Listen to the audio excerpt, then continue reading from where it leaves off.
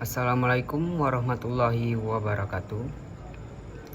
Perkenalkan, nama saya Alpi Salani dengan NIM A1J223019.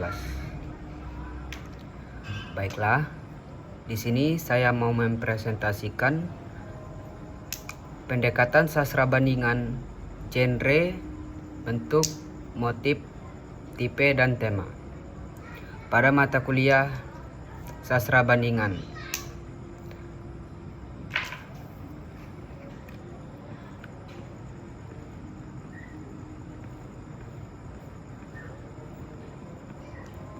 Sastra merupakan hasil kreativitas manusia dalam mengungkapkan pengalaman, gagasan, serta pandangan hidup melalui bahasa.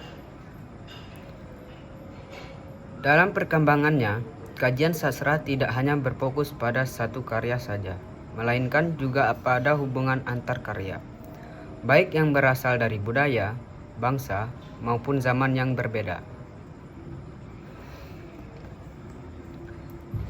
Sastra kajian terhadap genre dan bentuk membantu kita memahami bagaimana karya sastra dikategorikan dan bagaimana gaya penyajiannya berkembang sesuai konteks sosial dan budaya. Sementara itu, analisis terhadap motif, tipe, dan tema membuka pemahaman budaya. Dengan demikian, pembahasan mengenai genre, bentuk, motif, tipe, dan tema dalam sastra bandingan tidak hanya bertujuan untuk menganalisis struktur karya, tetapi juga untuk menyingkap makna, ide, dan pesan yang terkandung dalamnya. Melalui kajian ini, diharapkan pembaca dapat memperluas wawasan terhadap keberagaman ekspresi sastra dan memahami keterkaitannya dengan realitas sosial serta budaya manusia.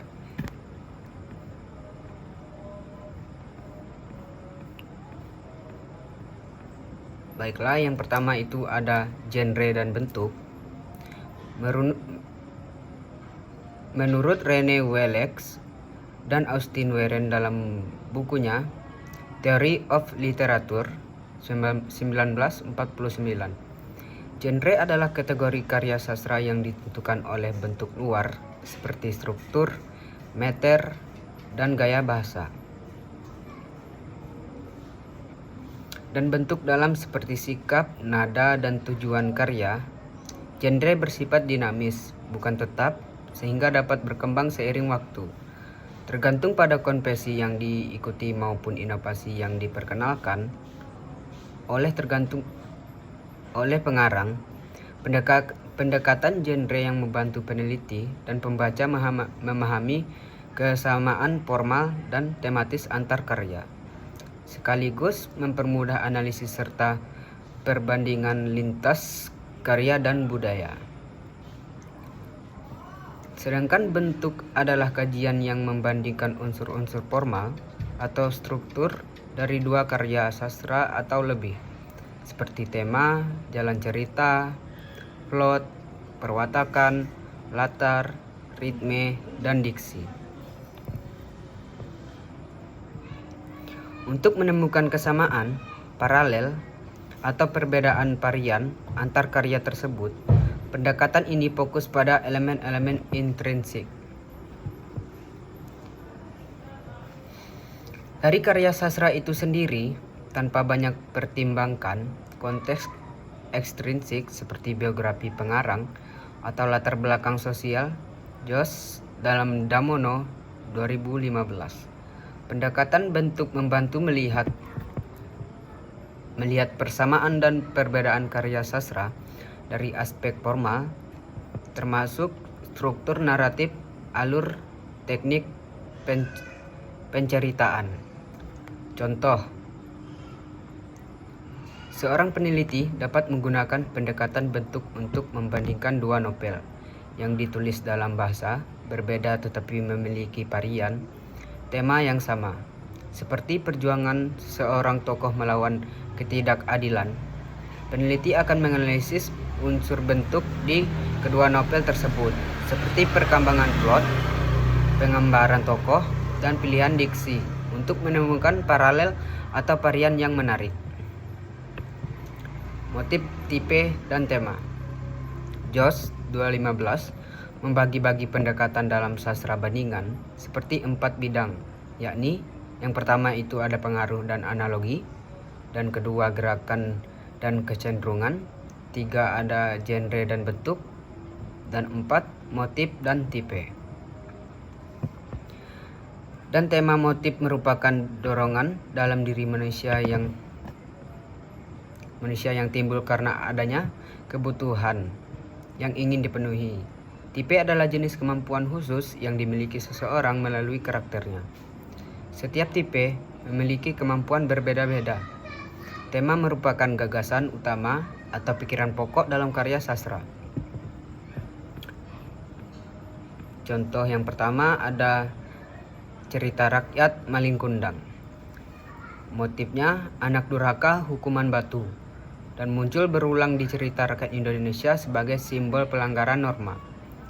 Dan tipenya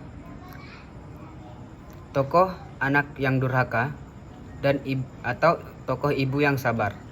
Tema ketaatan kepada orang tua dan konsekuensi perbuatan salah. Dan penjelasannya di sini, motif anak durhaka dan batu sebagai hukuman menjadi unsur kecil yang berulang. Tipe tokohnya jelas, anak durhaka dan ibu penyayang. Tema muncul dari keseluruhan cerita, pentingnya menghormati orang tua. Dan contoh kedua,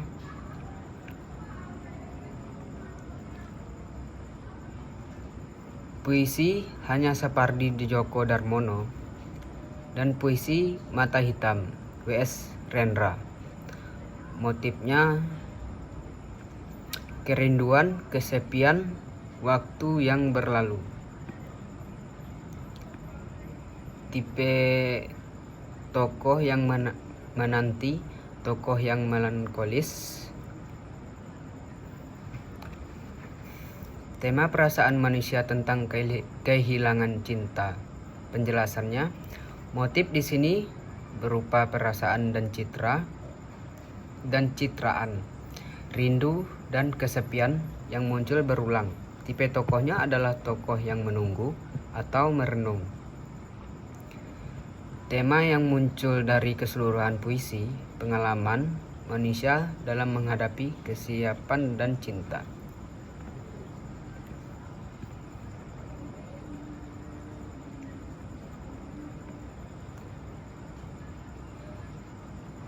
Pada bab 3 ada kesimpulan. Genre, bentuk, motif, tipe, dan tema merupakan unsur penting dalam analisis sastra bandingan. Genre dan bentuk memperlihatkan bagaimana karya sastra dikontribusikan dan berkembang mengikuti perubahan sosial dan estetik pada masanya. Sedangkan motif, tipe, dan tema menjadi penghubung makna yang mencerminkan gagasan universal serta pengalaman manusia yang terekspresikan dalam karya sastra. Sastra bandingan kemungkinan kita untuk melihat keterkaitan antara karya dari berbagai negara, budaya, dan zaman, sehingga membuka pemahaman bahwa karya tidak berdiri sendiri, melainkan saling mengaruhi dan melengkapi. Oleh karena itu, mempelajari sastra bandingan bukan hanya upaya akademik semata, tetapi juga langkah penting dalam mengembangkan apresiasi terhadap keberagaman budaya, memperkaya pemahaman kita. Baiklah, itu saja presentasi dari saya untuk memenuhi tugas mata kuliah sastra bandingan yang diampu oleh Ibu Siti Fitriah SSMA. Untuk memenuhi tugas ujian tengah semester saya Alpi Salani. Assalamualaikum warahmatullahi wabarakatuh.